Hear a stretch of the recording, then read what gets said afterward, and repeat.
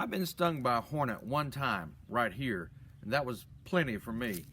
I've heard the expression about walking into a hornet's nest. I certainly would never want to do that, but that's exactly what Jesus did at the beginning of the final week of his life here on earth. The Bible tells us in John 12 about what we call the triumphal entry, beginning in verse 12 and following. And he was going into a place where he knew many people were opposed to him, and yet on this particular occasion, at this particular moment, it tells us that a multitude was there, and these were the people who were supporting him and very glad to see him.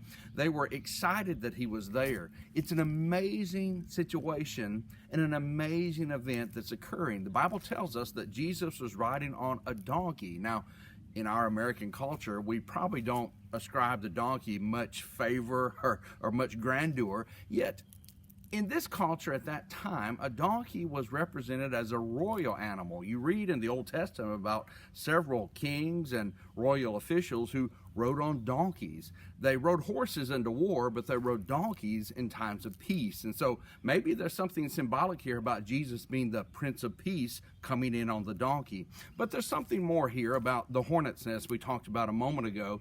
Jesus is going into a city where he knows the opposition is hot and heavy. He knows the leading people of the Jewish race and the Jewish nation are all opposed to him and want to eliminate him. But rather than sneaking in, rather than trying to avoid all of that, he rides in publicly with the crowds and the accolades from everyone around him, with no hiding himself and no backing down from the battle that lies ahead. There's a lesson there for us that when we know things are probably not in our favor, and we know that people may be opposed to our Christianity and our belief and the teachings of Scripture, let's not back down. Let's, like Jesus, march boldly in and stand with the truth.